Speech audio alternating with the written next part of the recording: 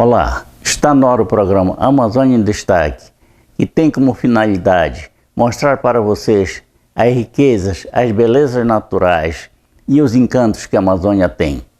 No programa de hoje, vamos mostrar passo a passo o documentário da mandioca e também um bate-papo com o ex-prefeito de Óbidos.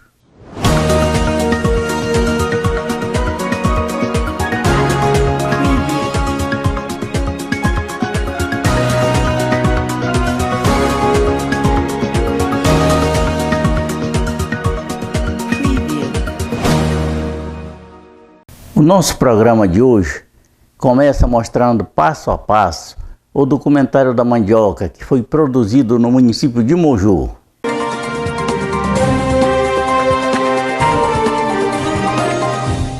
Olá, minha gente, vamos apresentar um documentário sobre a mandioca que foi gravado no Rio Bar, município de Moju, uma produção da Nativa Produtora e Editora HD, com apoio da Web TV Amazônia Nativa HD.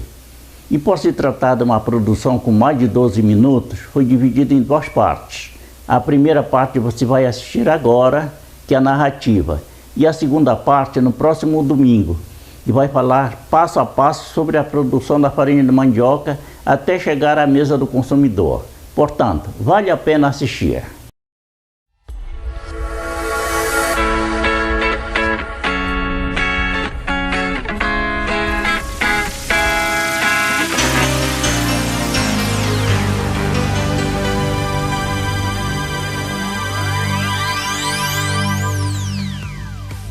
A mandioca é uma espécie de planta tuberosa e pertence à família da Euphorbiaceae. O nome dado ao caule da mandioca é maniva, com formato de uma vara com muitos nós, chamado de olhos, que cortados em pedaços de aproximadamente 10 centímetros e enterrados em covas pequenas de mais ou menos 1 metro de distância uma das outras, nasce uma nova árvore, que leva até 18 meses para ser colhida. Trata-se de um arbusto que a sua origem foi no oeste do Brasil. Como cultivo alimentar, é a terceira maior fonte de carboidratos depois do arroz e do milho. É um dos principais alimentos básicos no mundo em desenvolvimento, existindo em dieta básica de mais de 500 milhões de pessoas por diversas partes do mundo. A mandioca é considerada uma planta rústica e com ampla capacidade de adaptação, sendo cultivada em todas as regiões tropicais, adaptando-se nas mais variadas condições climáticas. Mesmo com sua interação com o ambiente, os principais parâmetros da mandioca são constituídos por temperatura, radiação solar, fotoperíodo, regime hídrico e solo. O processamento da mandioca, que é a fabricação da farinha, é da seguinte forma: coloca-se na água por um período de 4 dias para amolecer, tira-se a casca fora e da massa é retirado o tucupi, através da prensa manual ou do tipiti, que é um tecido de tala artesanal. Depois que é extraído o líquido, ela é coada na peneira, que também é um tecido de tala em formato quadrado, para depois ir ao forno para ser torrada. Este processo leva mais ou menos de 4 a 5 horas para ficar pronta para o consumo. Já a mandioca crua passa por outro processo. É descascada, lavada e ralada manualmente através de um ralo feito de lata ou na raladeira elétrica chamada de bulandeira ou caititu. Depois de ralada, tira-se o tucupi, que a sua goma produz a farinha de tapioca e a tapioquinha. E o líquido limpo serve para o preparo de comidas e bebidas como tacacá. A massa ralada pode ser adicionada com ultramassa mole ou pode ser feita a farinha seca, que é igual à farinha d'água, mas com sabor diferente. Segundo a FAO, a mandioca é plantada em mais de 80 países, sendo maiores produtores Brasil, Nigéria, Tailândia, Indonésia e República Democrática do Congo. Em 2008, a FAO, que é uma organização intergovernamental e também uma fonte de informação e conhecimento, e que está presente em mais de 130 países, contabilizou uma produção de 25,9 milhões de toneladas de mandioca, sendo que no Brasil, que é considerado o segundo maior produtor, com 8,9 milhões de toneladas, garantindo com 12,7% na produção mundial. A mandioca desempenha um papel vital na segurança alimentar das economias rurais dos países da África, levando-se em conta a sua resistência à seca, baixa fertilidade do solo e ataques de pragas. Os primeiros europeus se espantaram com a fartura da farinha da mandioca, muito mais abundante e fácil de ser obtida que a farinha do trigo europeu. No Brasil colônia, foi um dos principais alimentos utilizados pelos colonos. A farinha integrava vários pratos como bolo, beiju, angu e misturada com feijão e carne. No Brasil, temos vários tipos de farinhas, como d'água, tapioca, guarinhê, seca, suruí e muitas outras, sem contar com a fécula, que é extraída da mandioca crua. No ciclo cultural da mandioca, que vai do plantio até a colheita, vamos entender passo a passo como é feito o preparo do campo. Começamos pelo desmatamento, depois a queima, em seguida a limpeza do terreno, vem o plantio, nascimento, crescimento, tratamento e depois a extração das raízes, período para amolecer, tratamento para ir ao forno, período de cozimento até chegar à mesa do consumidor. Isto tudo pode levar até 18 meses. Aí, gostou? Então confira a segunda parte no próximo domingo. Até lá!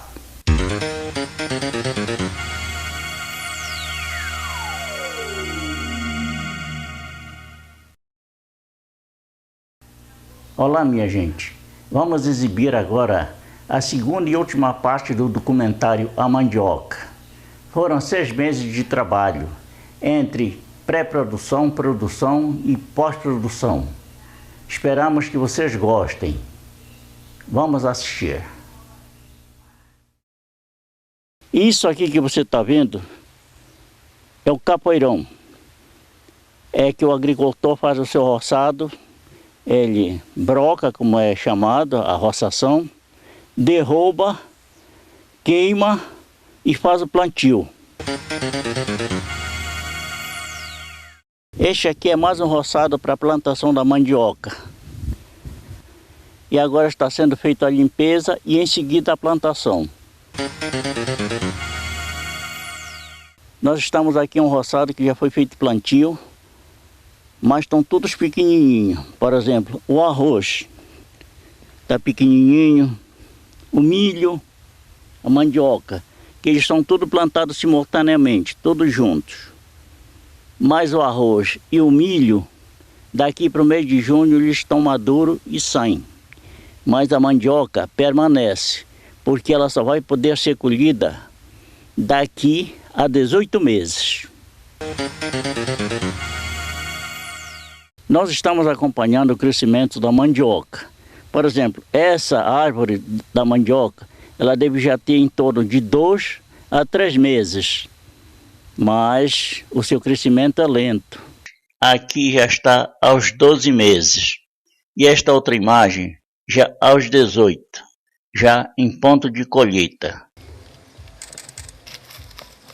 Como você está vendo, o senhor Armando agora está colhendo a mandioca, que é para amanhã entrar no processo da fabricação da farinha.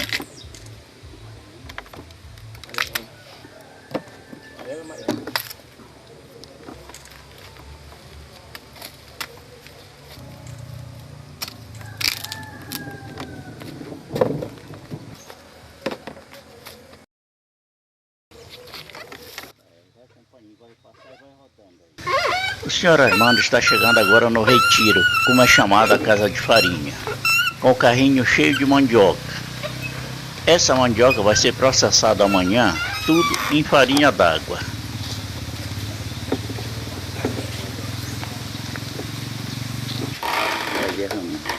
Deixa eu gravar.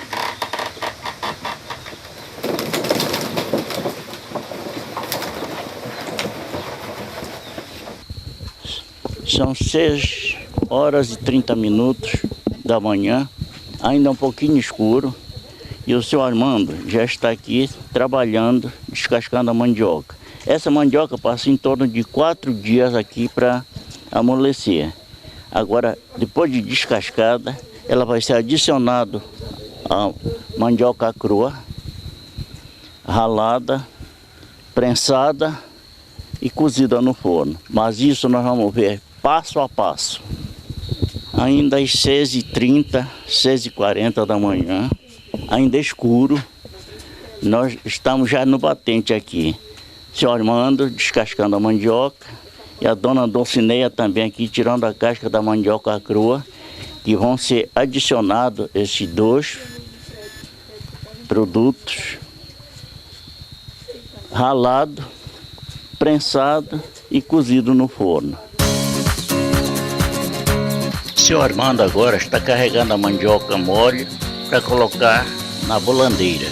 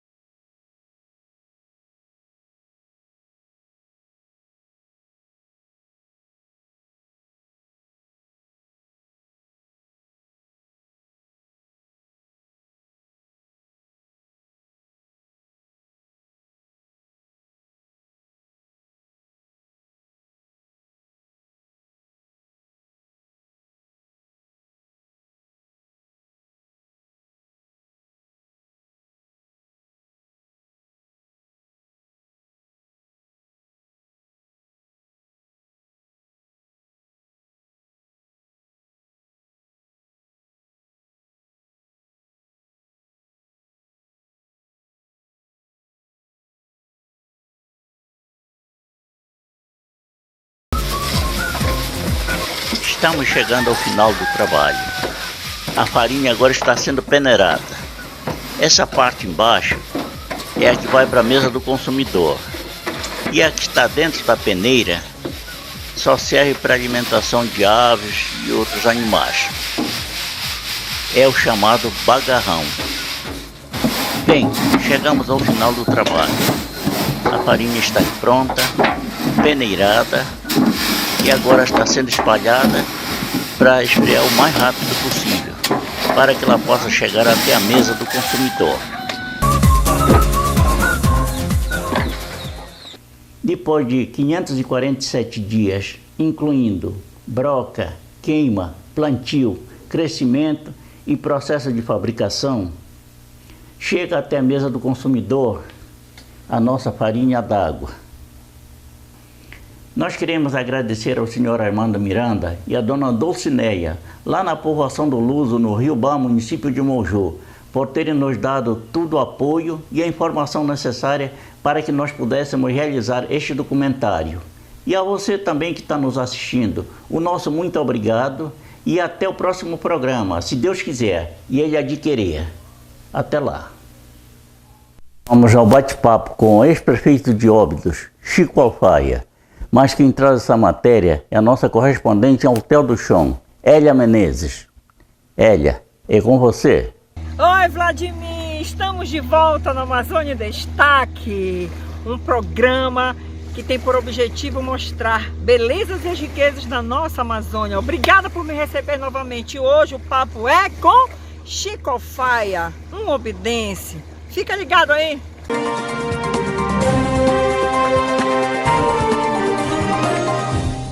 Oi, mundo! Hoje eu estou aqui com uma figura muito especial, Chico Alfaia, um obidense. Chico, obrigada por ter aceito o convite do De Papo com a Hélia. Seja bem-vindo. Obrigado, Hélia, obrigado pelo convite. É o momento da gente bater um papo aqui, bem descontraído, e mostrar o que a gente tem em Óbidos, que a gente tem pessoalmente também. Chico Alfaia, de músico ou aprendiz de músico a Prefeitura de Óbidos. Me conte essa trajetória. Assim, quando eu me intitulo de Chico Alfaia, um obidense, é porque eu nasci em Juruti, uma cidade aqui próxima. E com 1 ano de idade, mais ou menos, meus pais foram transferidos para Óbidos. Meu pai trabalhava no segmento saúde, e eu vim junto, né? Vim na bagagem. E aqui comecei a estudar, e durante a minha vida escolar, que iniciou na Escola José Veríssimo, aqui em Óbidos, eu tive muitos bons professores. Mas no segmento música, uma professora me chamou a atenção e fez nascer em mim essa vontade de ir muito para o lado da música, que foi a professora Raimunda Chaves, da família Chaves, aqui em Óbidos. Então, essa professora, veja só, os textos que ela passava para a gente interpretar eram textos do Chico Buarque, eram textos do Caetano, textos muito bons, e que a gente começou a ter um envolvimento muito com eles. Eu me lembro de um texto, música, que é: navegar é preciso, viver não é preciso. Tá? Então, todos esses textos que ela pedia para a gente interpretar foram acendendo em mim a vontade de aprender algum instrumento. Meu irmão mais velho também ainda é músico, ele mora em Salinópolis, e também os presentes que eu ganhava de Natal ou era uma bateria de plástico ou um violão de plástico. Então eu não tive muita saída, não tive muita escolha, não. Comecei a tocar violão lá aos 14 anos, não sou um exímio violonista, mas dá para o gasto, sou mais intérprete e me arrisco a escrever algumas crônicas.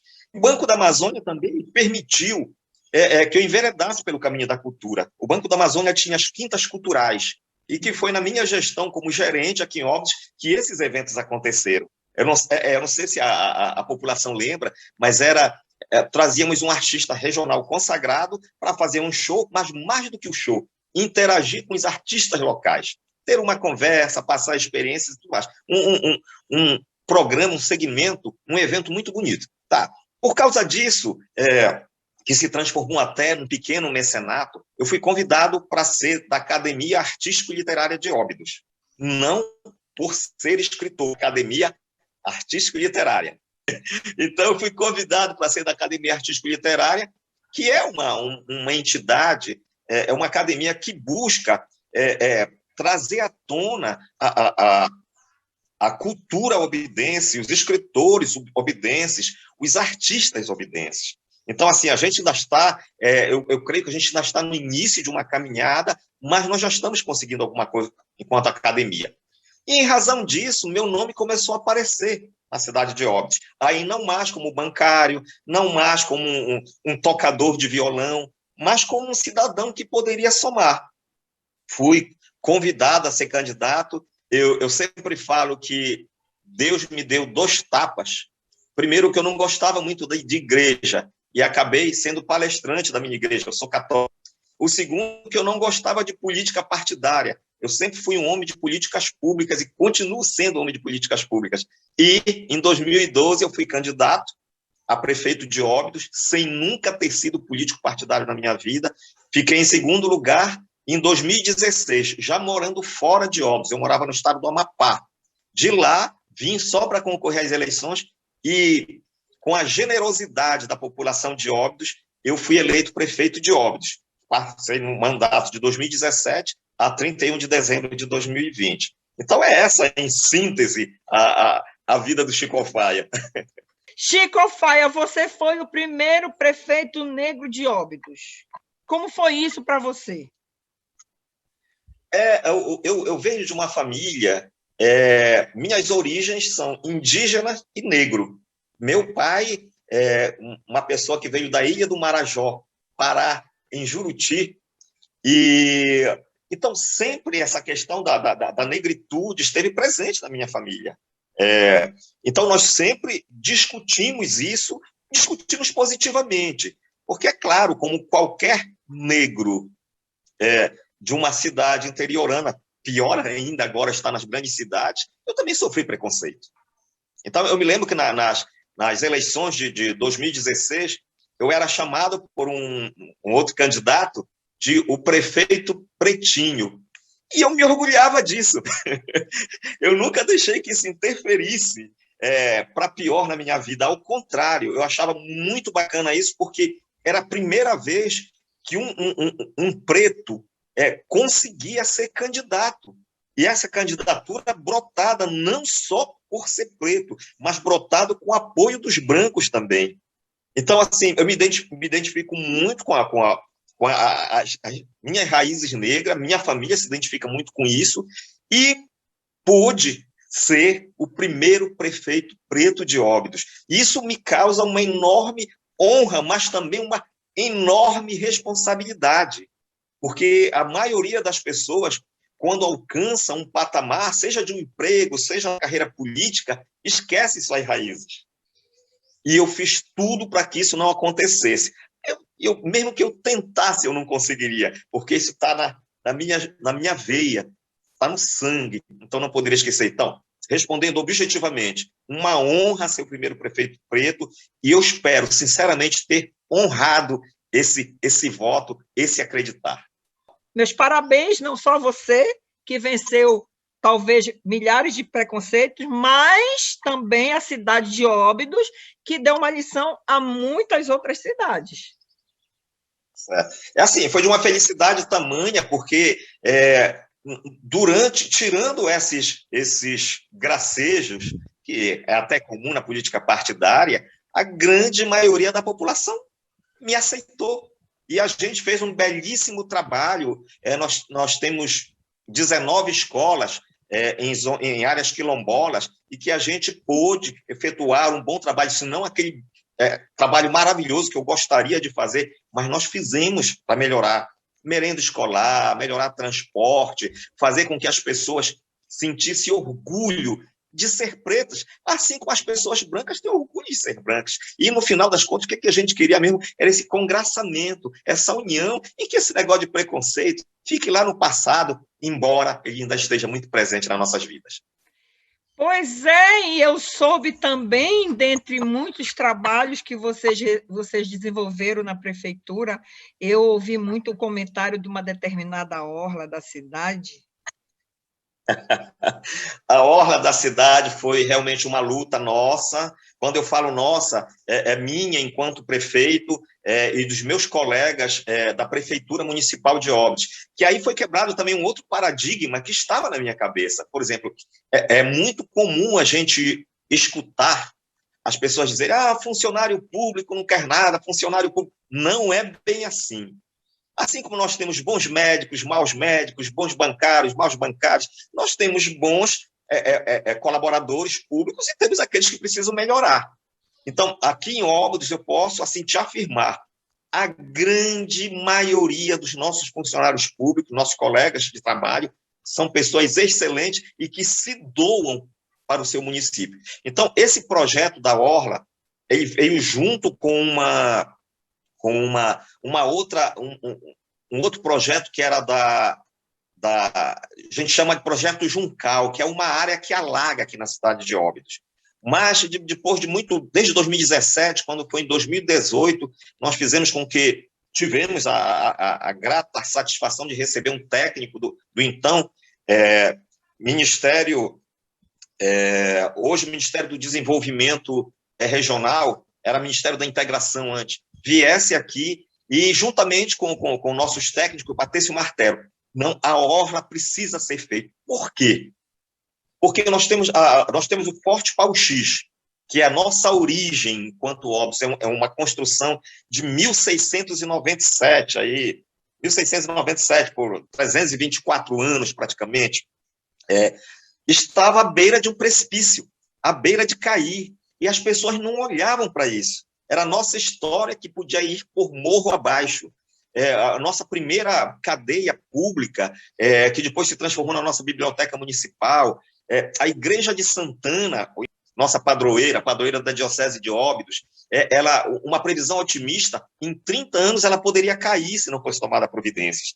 Então, nós pensamos esse projeto, jogamos nossa ideia para os nossos engenheiros, eles fizeram um plano de trabalho que foi aprovado no Ministério. E quando foi em 2019, essa verba foi empenhada, uma parte da verba foi empenhada, e hoje a orla, a primeira parte está concluída. Não é uma obra linda, mas não é só para achar bonito. É uma obra de extrema necessidade para a população de Óbidos, que daqui a pouco vai gerar novos empregos, novos negócios, mas principalmente, Hélia, por preservar a nossa história, que é o nosso bem maior. Agora falemos de música, né, e de escrita. O que você tem guardado aí para a gente? No campo musical, como eu te falei, desde os 14 anos, incentivado pelo meu irmão mais velho, que tocou em bandas, tocou na primeira banda de música de Óbidos, banda baile, como a gente chama, né? Chamava. Eu já tenho 60 anos, por isso que ainda uso esses termos. E, foi a banda Relicários, né? Que era uma banda, inclusive, que era muito difícil comprar instrumentos musicais. O contrabaixo, que era o instrumento que meu irmão tocava, foi feito por um marceneiro aqui em Óbidos, né? Coisa inédita, coisa para ser escrita. Então, assim, a música vem muito disso. Então, eu sou intérprete, gosto de tocar violão, sou um aprendiz de sax, gosto de apreciar boa música, incentivo a que as pessoas toquem algum instrumento.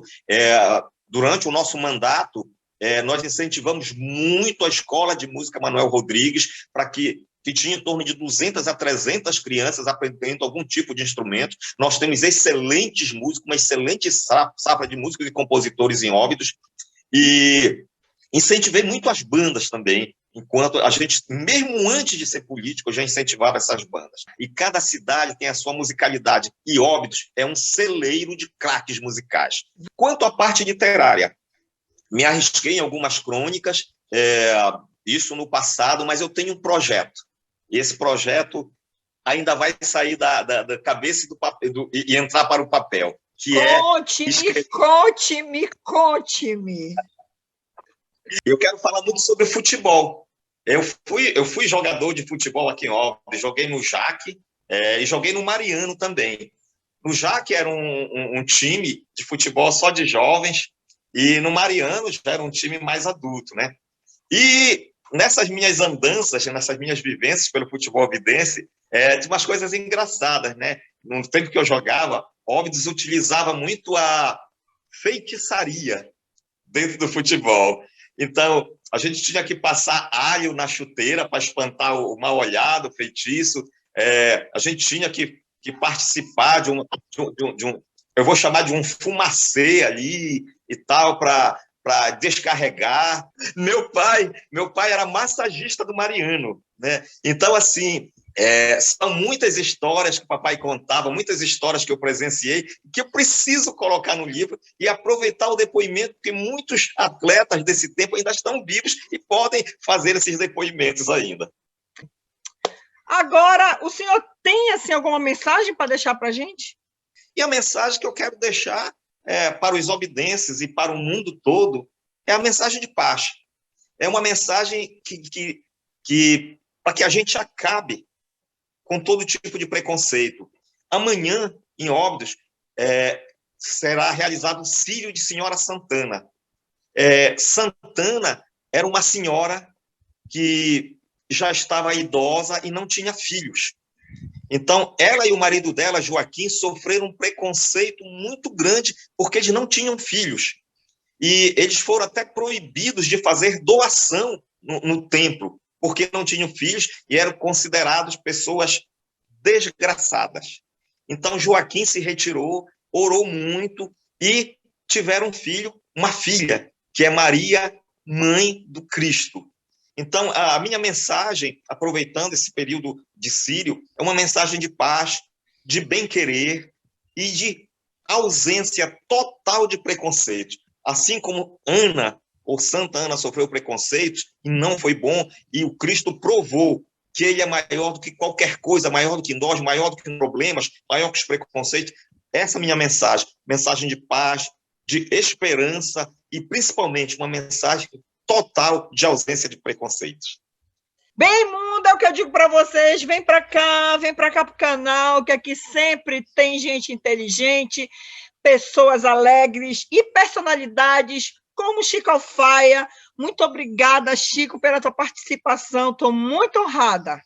Eu que agradeço, Hélia, pelo convite, da gente poder mostrar um pouco do Chico Alfaia, um pouco de Óbidos, um pouco da nossa cultura regional, um pouco do futebol e dos nossos sonhos também. A nossa Amazônia é muito grande, muito querida, ela precisa da gente, de cada um de nós. E você é um expoente desse mundo das comunicações que precisa se voltar muito mais para a nossa Amazônia e para o nosso povo. Obrigada, um abraço para você